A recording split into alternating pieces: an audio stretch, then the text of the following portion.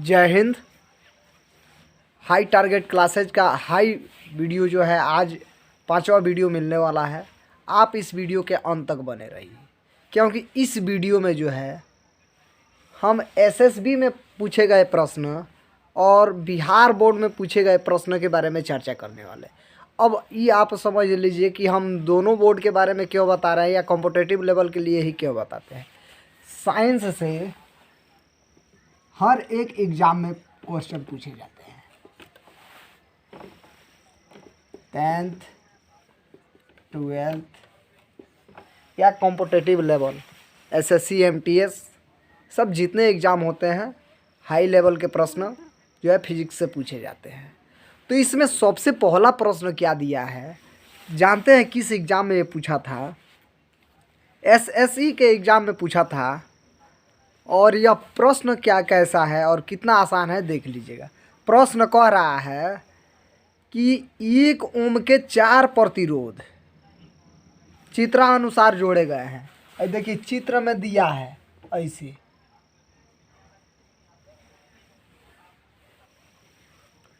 A B C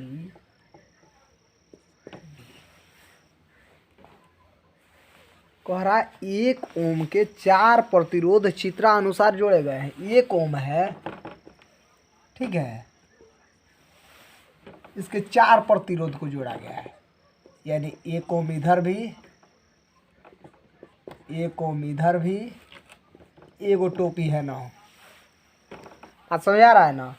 एगो दूगो तीनगो चारगो 4 प्रतिरोध को जोड़ा गया है, जिसे चित्र में दिखाया गया है। कह रहा है एसी के बीच समतुल्य प्रतिरोध का मान होगी। जौन है एसी है ना, इसके बीच समतुल्य प्रतिरोध का मान क्या होगा। अब सुनिए, हम भुकजोनिया के बारे में बताए थे कि जब भुकजोनिया में एगो भुकजोनिया जलना बंद कर देता है तो कौनो भुकजोनिया नहीं जलता है। समझे? तो समांतर क्रम में अगर एगो कोनो वस्तु कार्य करना बंद कर देगा या एगो कोनो उपकरण कार्य करना बंद कर देगा तो कोनो उपकरण काम नहीं करेगा, यानी उसमें समान धारा प्रवाहित होती है। तो मान लीजिए कह रहा है कि समतुल्य प्रतिरोध एसी के बीच का मान क्या होगा। अब एजी एगो है तो हेउजी एगो है तो हेउजी एगो है तो एगो हेउजी है, यानी समतुल्य प्रतिरोध में धारा अगर 1 बहेगा तो 1 ही बहेगा, 2 बहेगा तो 2 ही बहेगा। सुनिए ऑप्शन दिया है 1 ओम, 1 नंबर ऑप्शन दिया है 1 ओम, 2 नंबर दिया है 2 ओम और 3 नंबर दिया है 4 ओम और 4 नंबर दिया है 1/2 ओम। तब क्या होगा निकालते हैं। अब कुछ नहीं है, 1/r का मान निकालेंगे, प्रतिरोध निकालेंगे तो 1/2 + 1/2 पतिया का होगा सेम होगा।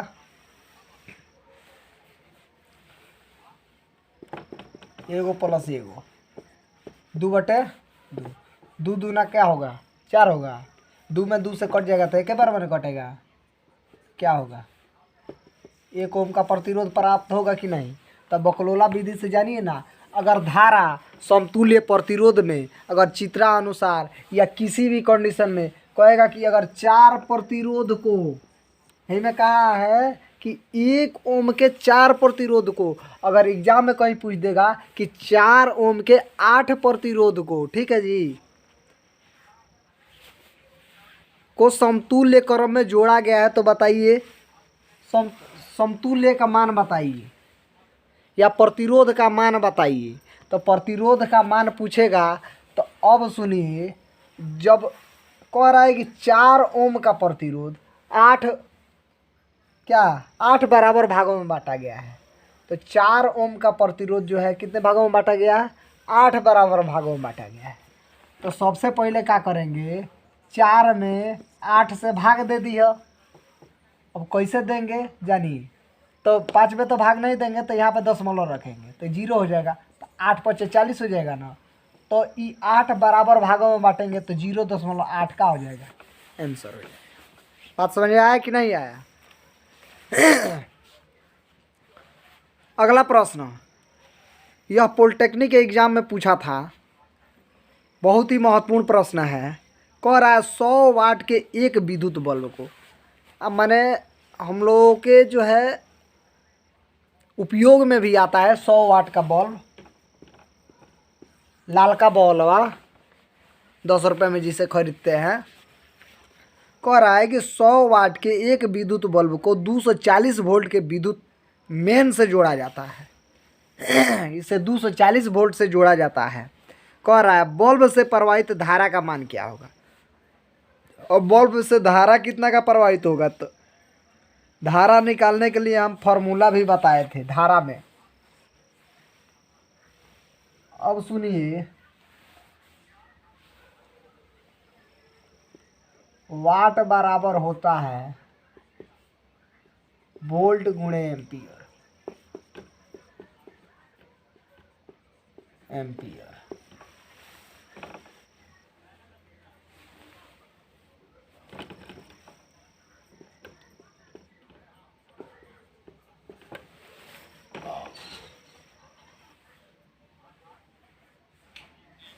अब सुनिए, अगर एम्पियर का मान यानी धारा का मान पूछ रहा है ना, तो धारा का मान निकालना हो तो क्या हो जाएगा, एम्पियर बराबर वाट बटा वोल्ट।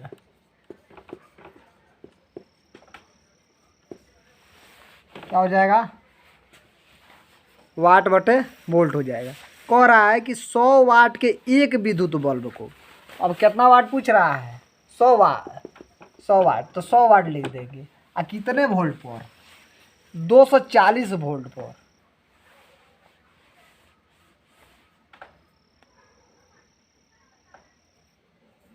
सॉरी, इसमें दिया है 250 वोल्ट पर, तो 250 वोल्ट पर।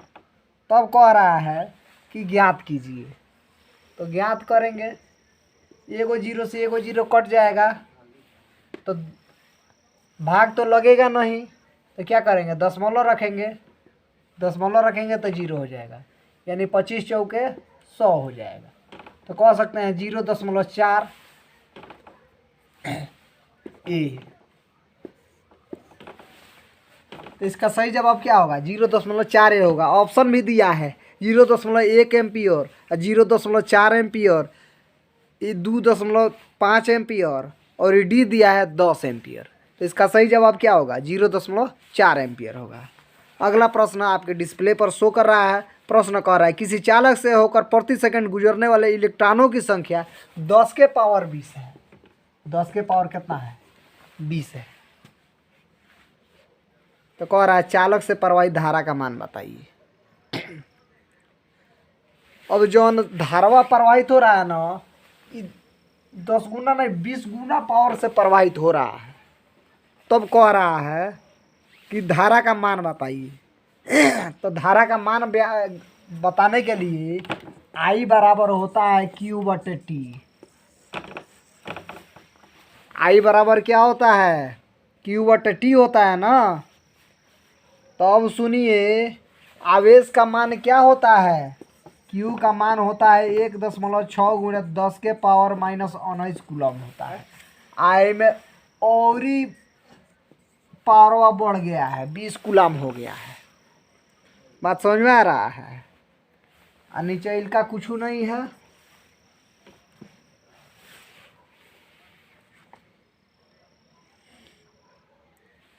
अब बताइए, तो 19 में से 20 जाएगा तो क्या बचेगा, एक बचेगा ना।